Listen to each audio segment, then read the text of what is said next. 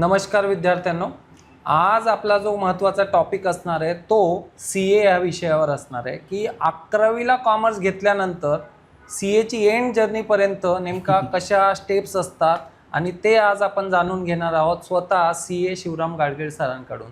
तर नमस्कार सर. आज आपल्याला CAच्या कंप्लीट जर्नीबद्दल माहिती द्यायची आहे की सुरुवातीपासून ते एंडपर्यंत कसे याचे टप्पे असतात. कृपया मार्गदर्शन करा. सो बेसिकली CA हा जो कोर्स आहे हा तसं बघायला गेलं तर सगळ्यांनाच माहिती आहे की हा टफेस्ट कोर्स आहे. बरोबर. म्हणजे हा CA होणं हे खरंच अवघड आहे आणि त्यांच्या ज्या लेवल्स आहेत त्या सुद्धा तेवढ्याच टफ आहेत. बरोबर. सो बेसिकली आपण जर CA कोर्स बघितला तर तो 3 भागात डिवाइड होतो. पहिलं तुमचं असतं फाउंडेशन, ती तुम्ही क्रॅक केली की तुम्ही इंटरला जाता, म्हणजे त्याला आपण इंटरमिजिएट एक्झाम असं म्हणतो. राईट. आणि एकदा इंटरमिजिएट एक्झाम झाली की तुम्हाला मध्ये आर्टिकलशिप करावी लागते, म्हणजे एका CA कडे काम करावं लागतं आणि ते झाल्यानंतर तुम्ही फायनलला जाता. आणि मग फायनल एक्झाम झाली की जे तुम्हाला ड्रीम बघितलं होतं ती तुम्हाला CA डिग्री मिळते. सो बेसिकली असे 3 त्याच्यामध्ये सेक्शन्स आहेत. आता आपण एक एक सेक्शन जर बघायचं म्हटलं तर फाउंडेशन हा जो टप्पा आहे तो तसा थोडासा नॉर्मल आहे. म्हणजे बेसिकली कसं असतं, प्रत्येक इन्स्टिट्यूटला सुद्धा स्टुडंट्स हवे असतात. बरोबर. त्यामुळे ते पहिल्यांदाच एवढं स्ट्रॉंग नाही करत की स्टुडंट्सच येणार नाहीत पुढे. त्यामुळे फाउंडेशन क्रॅक करणं हे नॉर्मल अभ्यास करून पॉसिबल आहे. बरोबर. पण प्रोव्हाइडेड तुम्ही 11वी-12वी चांगला अभ्यास मॅथ्स आणि अकाउंट्सचा केला पाहिजे. जर तो वीक असेल तर तो तुम्हाला फाउंडेशनला नक्की त्रास देणार. बरोबर. त्यामुळे फाउंडेशन ही जी एक्झाम आहे ही वर्षातनं 3दा होते आणि त्याप्रमाणे तुम्ही एक्झामला बसू शकता. सो 12वी पास झाल्यानंतर रिझल्ट लागल्यानंतर तुम्हाला फाउंडेशनचा एक्झामला होते. आता 3दा होते. कोणत्या कोणत्या महिन्यात? सो बेसिकली मे, सप्टेंबर आणि जानेवारी अशा 3 मंथ्स मध्ये ही एक्झाम होते. बरोबर. आणि 12वी क्लिअर झाल्यानंतर रिझल्ट लागल्यानंतर तुम्हाला आता अपियर होता येतं फाउंडेशन. म्हणजे अपियरिंग नाही, आता ते चालत नाही. आता अपियर म्हणजे रिझल्ट लागला की मग तुम्हाला त्याला बसता येतं. बरोबर. त्याच्यानंतर एकदा रिझल्ट लागला आणि तुम्ही क्लिअर झालात, सो फाउंडेशनला 4 पेपर्स असतात आणि त्यापैकी तुम्हाला 200 मार्क्स स्कोर करणं गरजेचं असतं. आणि 2 पेपर्स जे आहेत त्यामध्ये मॅथ्स आणि इकॉनॉमिक्स हे 2 पेपर मल्टिपल चॉईस क्वेश्चन आहेत. आणि बाकीचे जे 2 पेपर आहेत म्हणजे अकाउंट्स आणि लॉ हा रिटन पेपर आहे. त्यामुळे असे हे 4 सब्जेक्ट्स असतात. ते 4 सब्जेक्ट्समध्ये तुम्हाला टोटल 400 मार्क्सचे जे पेपर्स आहेत त्याच्यापैकी तुम्हाला 50% म्हणजे 200 मार्क्स स्कोर केले की तुम्ही फाउंडेशन ॲव्हरेज. आणि पर सब्जेक्ट 40 मार्क्स. सो नुसतं ॲव्हरेज म्हणून होत नाही, प्रत्येक सब्जेक्ट पास होणं गरजेचंच आहे. आणि हीच या कोर्सची खरी गंमत आहे. म्हणजे बरेच स्टुडंट्स सब्जेक्ट पास होतात पण ॲग्रिगेट होत नाही. बरोबर. काही जणांचं असंही होतं की ॲग्रिगेट होत आहे पण एखादा सब्जेक्ट मागं पडला. बरोबर. त्यामुळे दोन्ही त्याच्यामध्ये तुम्हाला बघावं लागतं की पण सब्जेक्ट पण स्ट्रॉंग आहे आणि ॲग्रिगेट पण जमत आहे. बरोबर. मग एकदा तुम्ही फाउंडेशन क्लिअर झाला की तुम्ही इंटरमिजिएट एक्झामला ऍडमिशन घेऊ शकता. तिथे ऍडमिशन घेतल्यानंतर तुम्हाला 9 मंथ्सचा पिरियड मिळतो स्टडी करण्यासाठी. आणि त्यामध्ये तुम्हाला 6 सब्जेक्ट्स द्यायचे. सो टोटल 6 सब्जेक्ट्स तुम्हाला आहेत. एक ग्रुप 3 सब्जेक्टचा आणि दुसरा ग्रुप 3 सब्जेक्ट. सर एक इंटरप्ट करतो, 9 महिने म्हणजे आता मी मेचा अटेम्प्ट दिला बरोबर, तर मग ती एक्झाम 3 वेळा होते का? इंटरमिजिएट एक्झाम सुद्धा 3 वेळा होते. पण तुम्ही जर मे मध्ये क्लिअर झालात फाउंडेशन तर तुम्हाला जानेवारीमध्ये बसता येतं. राईट. असा तो त्यांनी डिझाईन केलेला आहे, कारण तेवढा टाइम पिरियड तुम्हाला स्टडी करण्यासाठी लागतो. म्हणजे थोडक्यात कॉलेज नसतं म्हणून इन्स्टिट्यूट सगळं मॅनेज करतं. सो हा सुद्धा एक चांगला प्रश्न आहे, कारण बरेच जण ज्यांना CA माहित नाहीये ते पहिलं विचारतात की कुठल्या कॉलेजला होतं. आता कॉलेज वगैरे असं काही नाहीये. ह्याला एकच इन्स्टिट्यूट आहे जिचं नाव आहे institute of chartered accountants of India, जी ऑल ओव्हर इंडिया सगळं मॅनेज करते. आणि आतापर्यंतच्या हिस्ट्रीमध्ये म्हणजे जसं आता नीटचे पेपर एवढे फुटले, पण आताच्या हिस्ट्रीमध्ये गेले 75 इयर्स आतापर्यंत तरी इन्स्टिट्यूटचा एकही पेपर फुटलेला नाहीये.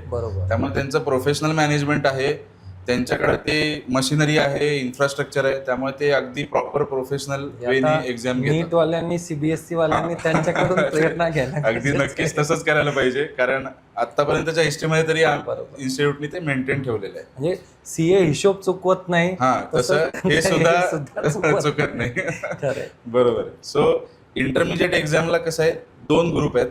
आता तुम्हाला चॉईस आहे, तुम्ही एक ग्रुप घेऊन बसू शकता किंवा 2 ग्रुप घेऊन बसू शकता. बरोबर.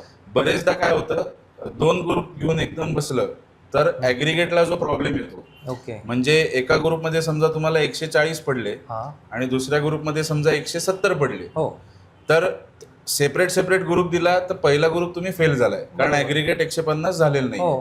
पण हेच जर तुम्ही एकत्र बसला असाल तर ते जे 20 मार्क्स तुम्हाला एक्स्ट्रा मिळाले दुसऱ्या ग्रुपमध्ये, ते तुम्हाला इकडे कामाला येतात. अच्छा. त्यामुळे ही स्ट्रॅटेजी आहे, असं नाही की असंच केलं पाहिजे. बरोबर. कारण प्रत्येकाची लेवल, प्रत्येकाचा अभ्यास किंवा वेळ हे सगळं इंडिपेंडंट आहे. त्यामुळे आपल्याला किती जमणार आहे, आणि माझा मित्र किंवा कोणतरी 2 ग्रुप घेऊन बसतोय म्हणून मी 2 ग्रुप घ्यायचे असं अजिबात नाहीये. ते तुम्हाला इन्स्टिट्यूट कुठेही मॅन्डेटरी करत नाही. तुमच्या सोयीनुसार तुम्ही एक्झामला अपिअर होऊ शकता.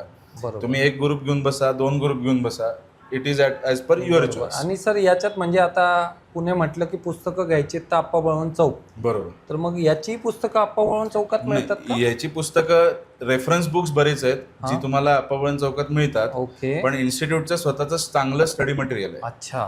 आणि ते इन्स्टिट्यूटच्या साईटवर पण अवेलेबल आहे. आणि जेव्हा तुम्ही एनरोल करता तेव्हा तुम्हाला बाय पोस्ट हे तुम्हाला मटेरियल मिळून जातं. एक रफ अंदाज घेतला सर, या पूर्ण म्हणजे सीए बनायचं आहे, म्हणजे आता इंजिनिअरिंग करायचं आहे, खरं 4 लाख रुपये कमीत कमी ठरले.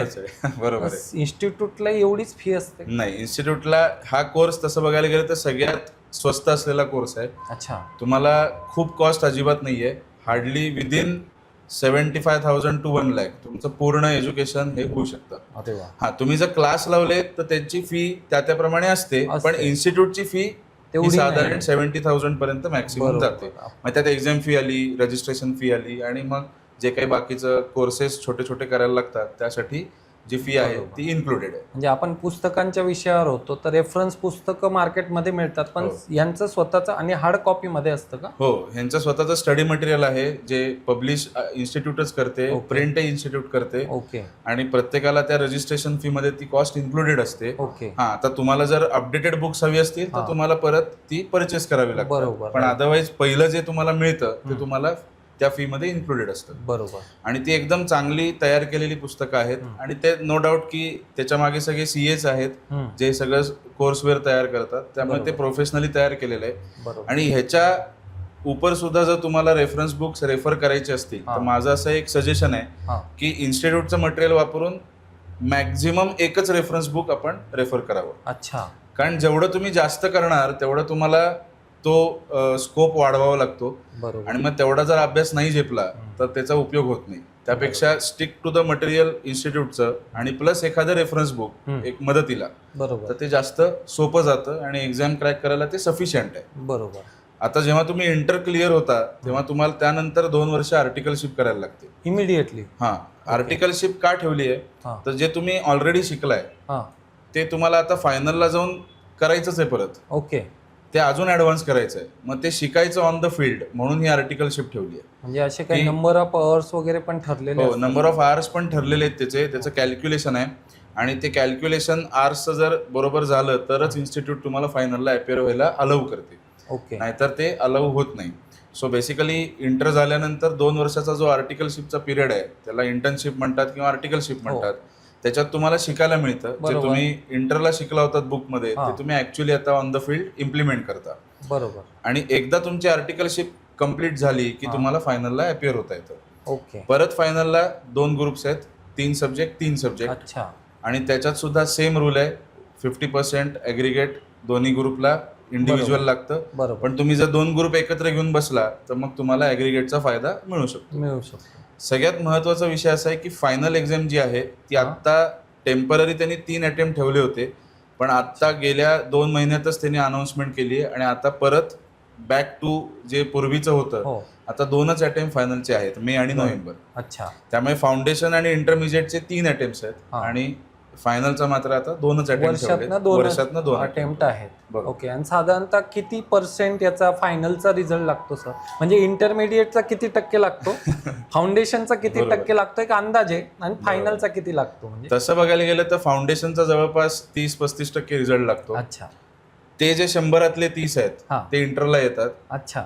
आणि त्यांचा मग 20% लागतो, म्हणजे 100 30, 30चं 20% म्हणजे 6 जण झाले. बरोबर. आणि ते पुढे जाऊन फायनलला बसतात आणि त्यांचा 10% लागतो. म्हणजे तसं बघायला गेलं तर 100 मुलं जर फाउंडेशनला बसली तर साधारण 2-3 जण सीए होतात फायनलला जाऊन, असा तो रेशो आहे.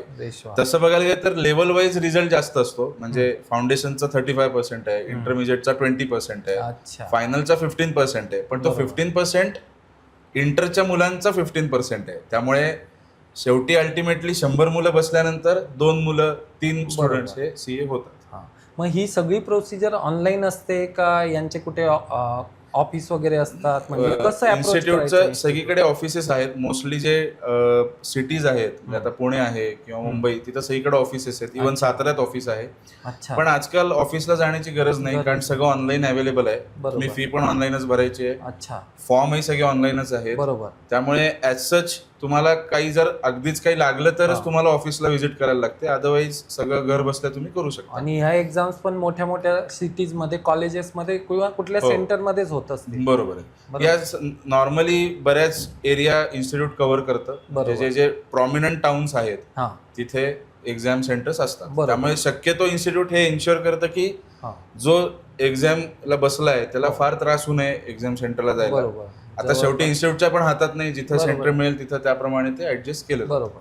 पण म्हणजे ऑनलाईन परीक्षा नाही कॉम्प्युटरवर? नाही, ही पूर्णपणे सेंटरला जाऊन तुम्हाला रिटर्न एक्झाम असते. म्हणजे फाउंडेशनची एक्झाम सुद्धा ओएमआर शीटवरच असते. इंटरचं तर पूर्ण रिटर्न पेपर्स आहेत आणि फायनलचे पण रिटर्न पेपर्स. बरोबर. आता सर इंटर्न झालं मुलाचं, आता प्रश्न तो आर्टिकलशिपचा आहे. बरोबर. मग ते सीए इन्स्टिट्यूट मदत करतं त्याच्यासाठी की मुलांनी जॉब सारखं मुलांनी आपापलं शोधायचं असतं? आणि शक्यतो सगळ्या फर्म्स इंडियामध्ये खूप आहेत, महाराष्ट्रातही खूप आहेत, आणि नॉर्मली वेकन्सी असते. त्यामुळे तुम्हाला चॉईस करायचं आहे की तुम्हाला कुठल्या फर्म मध्ये जायचंय. राईट. आता काही जणांना आधीपासूनच असतं की मला मोठ्या फर्म मध्येच काम करायचं, काही जणांचं असतं की नाही मला वेळ मिळणार नाही, मग मी छोट्या फर्म मध्ये काम करतो. प्रत्येकाचे ऍडव्हान्टेज डिसएडव्हान्टेज आहे.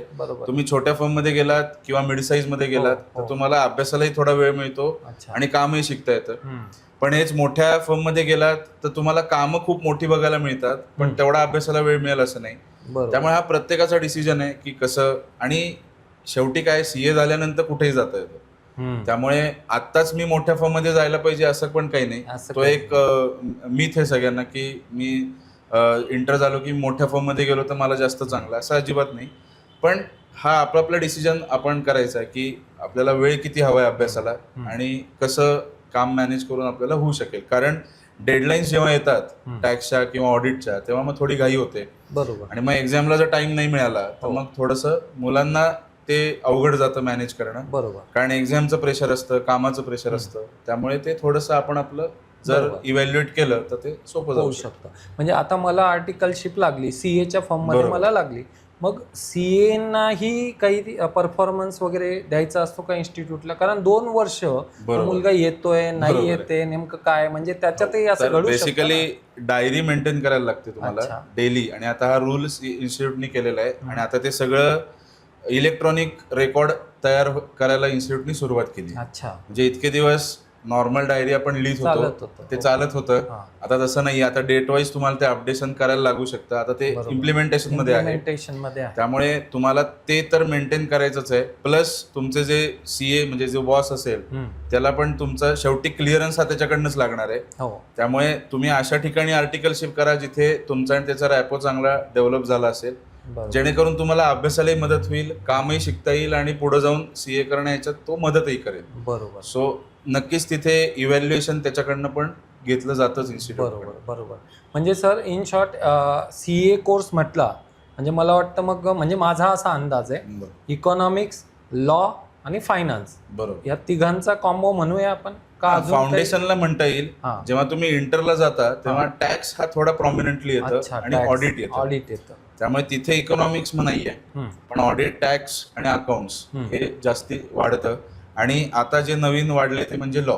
पूर्वी सीएला लॉ नव्हता असं नाही, होता, पण आता जो ज्या लेवलनी ते क्वेश्चन्स येतात, कारण शेवटी लॉ जर तुम्हाला माहित असेल तर ते टॅक्स आणि ऑडिटचा उपयोग आहे. बरोबर. त्यामुळे लॉ पण आता स्ट्रॉंग होणं गरजेचं आहे, म्हणून तोही एक प्रॉमिनंट आता सब्जेक्ट सुरू झालाय. सो फाउंडेशनचा थोडासा स्कोप वेगळा आहे आणि इंटर आणि फायनलचा स्कोप वेगळा आहे. बरोबर. पण हे नक्की आहे की अकाउंट्स आणि मॅथ्स हे 2 सब्जेक्ट फार महत्वाचे आहेत, कारण फायनलला जाऊन मॅथ्स आहे. हो, ते काही ट्रिग्नोमेट्री नाहीये, बरोबर आहे, हो. पण ते मॅथ्सचं ऍप्लिकेशन आहे, बरोबर. ते तुम्हाला तिथं पण उपयोगी पडतं. राईट. त्यामुळे आत्तापासून जर ती सुरुवात केली तरच ते सोपं जातं. नाहीतर मग फायनलला जाऊन जो बॅकलॉग राहिलाय तो सगळा भरत बसावं लागतं आणि मग अटेम्प्ट वर अटेम्प्ट लागायला सुरुवात होते. बरोबर आहे, ती एक मोठी अडचण असते. आता सगळ्यात महत्वाचा प्रश्न सर, मी सीए झालो, बरोबर. आता सीए म्हटलं म्हणजे प्रॅक्टिस करायची, बरोबर आहे. बरोबर. पण जर जॉबच्या अँगलने बघितलं बरोबर. तर मग कशा पद्धतीने याला सांगाल, म्हणजे जॉब्स पण मिळतात का, किंवा आता कुठे मिळतात? तसं बघायला गेलं तर सीए झाल्यानंतर तुम्हाला स्काय इज द लिमिट आहे. अच्छा. म्हणजे तुम्ही प्रॅक्टिस तर करू शकता, प्लस तुम्हाला इंडस्ट्रीमध्ये जाण्याचा खूप मोठा ऑपॉर्च्युनिटी, ते लायसन्स म्हणू आपण. अच्छा. डायरेक्ट एंट्री तुम्हाला मिळते, कारण तुम्ही सीए झालेला आहात. बरोबर. त्यामुळे तुम्ही वेगवेगळ्या फील्ड्समध्ये जाऊ शकता. मग ते बँकिंग असेल, इन्शुरन्स असेल, किंवा इन्व्हेस्टमेंट बँकिंग असेल, किंवा मॅन्युफॅक्चरिंग असेल. Right. So an number of industries आहेत, तुम्ही कुठेही एक्सप्लोर करू शकता, कारण प्रत्येक इंडस्ट्रीमध्ये फायनान्स हे लागतंच. बरोबर आहे. आणि CA are meant for finance. त्यामुळे हे तुम्हाला नो डाऊट तुम्हाला रेड कार्पेट आहे. पण आता थोडंसं कॉम्पिटिशन वाढल्यामुळे थोडं अवघड झालंय. पण once you are a CA, तुम्हाला जॉब नक्की मिळेल ह्याची अजून तरी नक्कीच गॅरंटी आहे. बरोबर. प्लस प्रॅक्टिस हा तर तुम्हाला ऑपॉर्च्युनिटी आहेच, प्रॅक्टिसही करू शकता. प्रत्येकाचे त्याचे ऍडव्हान्टेज डिसएडव्हान्टेज आहे. त्यामुळे जर काही जण असे असतात की ज्यांना आधी थोडा एक्सपिरियन्स घ्यायचा असतो, मग प्रॅक्टिसमध्ये यायचं असतं. बरोबर. काही जणांचं ऑलरेडी सेटल्ड असतं म्हणून प्रॅक्टिसला येतं. सो डिपेंड ऑन की तुमचं काय सिच्युएशन आहे. पण सीएला जसं मी म्हटलं तसं दोन्ही ऑप्शन्स इक्वली अवेलेबल आहेत. तुम्ही प्रॅक्टिस करा, नाहीतर मग जॉबमध्ये जा. मला जर डॉक्टर बनायचंय सर, मला इथे नीट थ्रू ऍडमिशन नाही मिळालं, अशा अनेक कंट्री आहेत, तिकडे जाऊन मी डॉक्टर बनतो आणि इंडिया त्याला अलाव करते, राईट. तर असं इंडियन सीएला समजा दुबईत जाऊन काम करायचंय, दुसऱ्या कंट्रीत जाऊन काम करायचंय, तर ते शक्य आहे का, किंवा अजून काही त्यांच्या रिक्वायरमेंट्स पूर्ण कराव्या लागतात का? हा खूप छान क्वेश्चन आहे, कारण आता ग्लोबल सीए ही कन्सेप्ट सुरू होतीये. अच्छा. म्हणजे काय, तर इंडियात तुम्ही एकदा सीए झाला की आता इंडियाचं जे आमचं जे इन्स्टिट्यूट आहे, त्यांचा बऱ्याचशा बाहेरच्या इन्स्टिट्यूटची टायअप आहे. Very good. किंवा त्यांचं एमओयू साईन केलेलं आहे. त्यामुळे तिथले 1-2 पेपर दिले की तुम्ही त्यांच्याही सीए बनू शकता आणि तिथेही तुम्ही काम करू शकता. बरोबर. सो अगदी लगेच जाऊन करता येत नाही एखाद दुसरा पेपर तिथल्या लॉचा, कारण प्रत्येक कंट्रीमध्ये लॉ वेगळा असतो. त्यामुळे इंडियात जो तुम्ही लॉ शिकलाय तो तुम्ही इंग्लंडमध्ये जाऊन इम्प्लिमेंट नाही करू शकत. त्यामुळे तेवढी एक एक्झाम दिली, एक पेपर म्हणा, की तुम्हाला बऱ्याचशा कंट्रीजमध्ये तुम्हाला तिथलं पण सीएचं रजिस्ट्रेशन घेता येतं आणि काम करता येतं. मग त्यामध्ये युके आणि वेल्स आहे, दुबई आहे, मोस्टली गल्फ कंट्रीज तर पूर्णपणे इन्स्टिट्यूटशी त्यांचा टायअप आहेच आहे. त्यानंतर ऑस्ट्रेलियाशी चांगला टायअप आहे. त्यामुळे बऱ्याचशा कंट्रीज आता इन्स्टिट्यूट आमचं कव्हर करते की जेणेकरून आमच्या मेंबर्सना जो सीए होतोय त्याला तिथं जाऊन अपॉर्च्युनिटी घेता येईल, किंवा तिथले पण काही हे प्रॅक्टिस करता येईल. बरोबर. मग 12वी नंतर नॅचरली आय मीन एकदम सगळं व्यवस्थित टप्प्याटप्प्याने होत गेलं. बरोबर आहे, म्हणजे नशीबच म्हणायचे, पण होत गेलं. तर मिनिमम किती ड्युरेशन लागतं सीए होण्यासाठी? तरी 5 वर्षाचा टाइम पिरियड आहे. अगदी फास्ट जरी करत आपण गेलो तरी 5 इयर्स तरी लागतात, कारण 2 वर्षाचा आर्टिकलशिपचा पिरियड आहे. बरोबर. फाउंडेशन प्लस 9 मंथ्स, मग इंटर, मग 2 वर्ष, आणि मग फायनल. फायनललाही पिरियड आहे, म्हणजे नाही, फायनलला आर्टिकलशिप संपल्यानंतर लगेच तुम्हाला अटेम्प्ट बसता येतं. ओके. त्यामुळे तरी 4.5 वर्ष ते 5 वर्ष हा टाइम पिरियड नॉर्मली लागतो. मिनिमम एवढा लागतो. 12वी नंतर तुम्हाला तो लागतोच. आणि एखाद्याला बीकॉम नंतर सीए स्टार्ट करायचं, मग त्याला फाउंडेशन एक्झाम द्यायची गरज नाही? त्याला डायरेक्ट एंट्री म्हणून आम्ही म्हणतो. म्हणजे काय की फाउंडेशन नाही द्यायचं, तुम्ही डायरेक्टली इंटरला एनरोल करायचं. ओके. 9 महिने अभ्यास करायचा आणि मग तुम्ही इंटरला अपियर होऊ शकता. ओके. तर बीकॉम ची एलिजिबिलिटी झाली सीए साठी, अजून मग बीबीए वगैरे, बीए, तुम्ही कुठलेही ग्रॅज्युएट असाल तरी तुम्हाला येता येतं, प्रोव्हाइडेड तुम्हाला 55% तुमचा स्कोअर त्या केसमध्ये सीए फाउंडेशनची गरज नाही. ओके. आणि 5.5 वर्ष हा मिनिमम आहे. बरोबर. मॅक्स पण काही अटेम्प्ट दिले असतील काही? त्याला मॅक्स अटेम्प्ट काही नाही, हाच मोठा प्रॉब्लेम आहे. तुम्ही किती अटेम्प्ट तुमच्यावर आहे, किती लावून घ्यायचे आणि किती द्यायचे. त्याला म्हणजे पूर्वीची एक कन्सेप्ट होती, आषाढी कार्तिकी. बरोबर. म्हणजे तसं येते. त्यामुळे शक्यतो अटेम्प्ट मध्ये न पडणं हे जास्त चांगलं. बरोबर. जेवढं तुम्ही त्या कात्रीतनं लवकर बाहेर पडाल तेवढं तुम्हाला ते जास्त चांगलं आहे आणि पुढे तुमचा रोड क्लिअर होतो. क्लिअर होतो. नाहीतर त्या एकदा कात्रीत अडकलं की थोडंसं निगेटिव्हिटीकडे पण जाण्याचे चान्सेस असतात. बरोबर. आणि शेवटी प्रोफेशनल एक्झाम आहे त्यामुळे त्याला ऑप्शन पण काही नाही आणि त्यामुळेच त्यांची व्हॅल्यू अजून टिकून आहे. नाही तर मग बीकॉम आणि ते एकच झालं असतं. सो हा थोडासा भाग लक्षात ठेवणं आधी गरजेचं. आता पालकांसाठी आणि विद्यार्थ्यांसाठीचा पुन्हा महत्त्वाचा आणि शेवटचा प्रश्न सर, की ज्यावेळी हे CA इन्स्टिट्यूट कुठल्या वर्षी स्टार्ट झालं सर अंदाजे? 1949. ओके. मग तेव्हापासून जेव्हा हे इन्स्टिट्यूट स्टार्ट झालं, म्हणजे मला तरी आठवतं की गेल्या ह्या 10-15 वर्षात बरेच क्लासेस CA साठी आहेत आणि CA म्हणजे आधी गावखेड्यापर्यंत क्वचितच ते नाव पोचायचं. बरोबर आहे. आणि ते शक्य पण नव्हतं कारण मटेरियल कुठून येणार, तेवढा अभ्यास कुठून करणार आहे, बरंच नव्हतं. आता त्या ऑपॉर्च्युनिटीज आहेत क्लासेसच्या माध्यमातून. तर खरंच किती क्लासेसची गरज आहे आणि कशा पद्धतीने अभ्यास असला पाहिजे, म्हणजे त्याबद्दल काय सांग? एक नक्की आहे की प्रत्येक सब्जेक्टला क्लासेस लागत नाहीत. क्लिअर. ओके. आता तुम्हाला तुमचं थोडंसं अनालिसिस करायचं आहे की मला कुठल्या सब्जेक्टला क्लास हवा आहे. मोस्टली स्टुडंट जे क्लास लावतात ते जे प्रॅक्टिकल सब्जेक्ट असतात, म्हणजे आता टॅक्सेशन, आपण टॅक्सेशन इंटरला नवीन शिकतो. बरोबर आहे. त्यामुळे ज्याला बॅकग्राऊंडच नाही त्याला नॅचरली क्लास लागणार आहे, कारण त्याशिवाय डायरेक्शन मिळणार नाही. त्यामुळे सगळ्या विषयाला क्लास न लावता जर आपण आपलं अनालिसिस केलं तर ठराविक विषयांना क्लास लावून बाकी तुम्ही सेल्फ स्टडी जर केला तर तो तुम्हाला जास्त उपयोगाला येतो, कारण वेळ मिळतो. बरोबर. जेवढं तुम्ही क्लास लावणार तेवढा तुमचा क्लासमध्ये वेळ जाणार आणि क्लासमध्ये वेळ गेला की तुम्हाला सेल्फ रिव्हिजनला वेळ मिळत नाही. बरोबर. आणि सेल्फ रिव्हिजन ही CAच्या कोर्समध्ये खूप महत्वाची आहे. राईट. कारण क्लासमध्ये शिकवलं जाणारच आहे, पण ते आपल्याला किती समजलंय, बरोबर, कन्सेप्च्युअली, हे फार महत्वाचं आहे.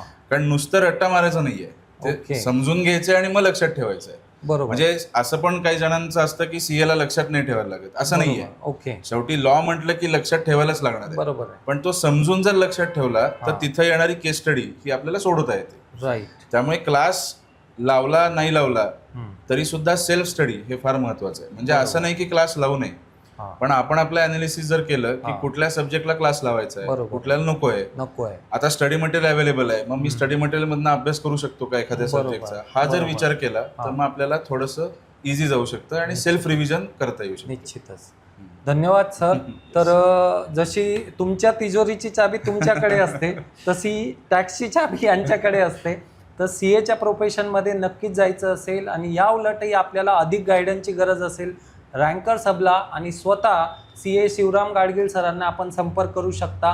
नंबर आपल्याला डिस्क्रिप्शन बॉक्समध्ये मिळणार आहे. आम्ही नक्कीच आपल्याला मदत करायला तयार आहोत. धन्यवाद.